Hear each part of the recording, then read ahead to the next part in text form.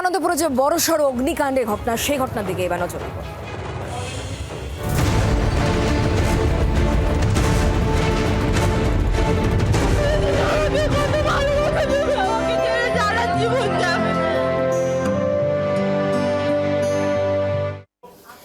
এই মুহূর্তে নরেন্দ্রপুর থানা এবং সেখানে কিন্তু বিক্ষোভ দেখানো হচ্ছে। আপনারা জানেন যে ইতিমধ্যে আগুনে ঝলসে 8 জনের মৃত্যু হয়েছে, 23 জন তারা এখনো পর্যন্ত নিখোঁজ। তাদের পরিবারের সদস্যরা তারা এই মুহূর্তে অপেক্ষা করছেন যদি কোনো রকমের একটু হলেও আশার আলো পাওয়া যায়। এরই মধ্যে সাধারণ মানুষজন তারা বিক্ষোভ দেখাচ্ছেন, তারা বুঝতে পারছেন না যে তাদের যে আত্মীয় পরিজন তারা কোথায়, তারা আদৌ জীবিত আছে, তাদের কোনো রকম হদিশ কিন্তু কেউ দিতে পারছে না এবং সে কারণেই দিকে দিকে তারা হন্যে হয়ে উঠছে না। এই মুহূর্তে নরেন্দ্রপুর থানার সামনে বিক্ষোভ দেখতে পাচ্ছেন। আমরা কথা বলবো তথাগত এই মুহূর্তে আমাদের সঙ্গে রয়েছেন।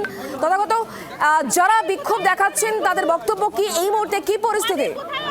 দেখো, বেশ কিছু পরিবার তারা কিন্তু এখানে উপস্থিত হয়েছিলেন এবং তাদেরকে ডাকা হয়েছিল পুলিশ প্রশাসনের পক্ষ থেকে, এমনটাই কিন্তু জানাচ্ছিলেন তারা। এবং দীর্ঘক্ষণ কার্যত সকাল থেকেই তারা অপেক্ষা করছেন এবং কাল থেকে তাদের পরিবারের আত্মীয় স্বজন, নিকট আত্মীয়রা তারা নিখোঁজ রয়েছেন, তাদেরকে তারা দেখতে চান এবং যে দেহ এখনো পর্যন্ত পুলিশের তরফ থেকে উদ্ধার করা হয়েছে সেই দেহগুলি তারা দেখতে চান। এইরকম দাবিতেই কিন্তু তারা থানায় ইতিমধ্যে বিক্ষোভ দেখাতে শুরু করেছেন। অন্যদিকে কিছুক্ষণের মধ্যে এখান থেকেই কিন্তু ময়না তদন্তের জন্য নিয়ে যাওয়ার কথা ছিল। যখন সেই গাড়ি করে যাওয়ার কথা চলছিল, যখন সেই পদ্ধতি যখন চলছিল, সেই সময় কিন্তু আচমকায় যারা এখানে অপেক্ষারত ছিলেন নিখোঁজের পরিবারের আত্মীয় স্বজন তারা কিন্তু বিক্ষোভ দেখাতে শুরু করেন এবং এরা মূলত প্রত্যেকেই গড়িয়া, বারুইপুর এইসব অঞ্চলের বাসিন্দা। তাদের যেটা দাবি যে তাদেরকে এই দেহগুলি দেখাতে হবে, সেটি যে অবস্থাতেই থাকুক দেখাতে হবে, তারপর তারা এই দেহ ময়না তদন্তের জন্য নিয়ে যাবেন। তবে পুলিশ কর্মীদের পক্ষ থেকে তাদেরকে বোঝানোর কাজ চলছে এবং তারা যাতে পুলিশের কর্তব্য যা করার সেগুলো করতে দেন সেই বিষয়ে তাদের বোঝানোর কাজ চলছে। যদিও এখনো পর্যন্ত তারা বিক্ষোভ দেখাচ্ছেন, পুলিশ তাদের বোঝানোর কাজ চলছে এবং এই ঘটনাকে কেন্দ্র করে থানা চত্বরে উত্তেজনা তৈরি হয়েছে। আরো বিশাল পরিমাণ পুলিশ মোতায়েন করা হয়েছে। এই মুহূর্তে এই থানার এখনকার পরিস্থিতি এইরকমই।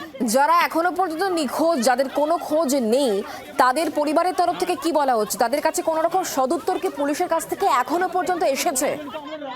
দেখো, পুলিশের কাছ থেকে এখনো পর্যন্ত সেরকম কোনো সদুত্তর তারা পাননি, সেই কারণেই কিন্তু তারা এখানে বিক্ষোভ দেখাচ্ছেন। তাদের যেটা বক্তব্য, পুলিশের পক্ষ থেকে যেটা জানানো হয়েছে যে ময়না তদন্ত করা হবে প্লাস ডিএনএ ম্যাচ করা হবে, এই দুটি পদ্ধতি ম্যাচ করেই তাদের হাতে দেহ তুলে দেওয়া সম্ভব হবে।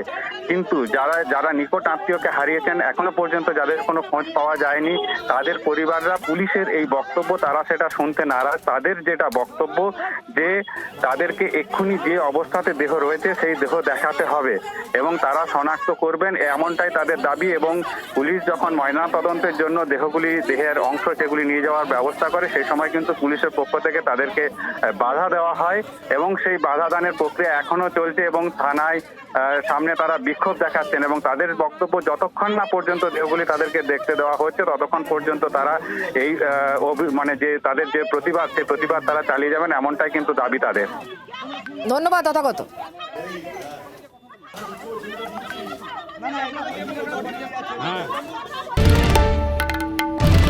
বাংলার আওয়াজ, বাঙালির আবেগ, জি 24 ঘন্টা।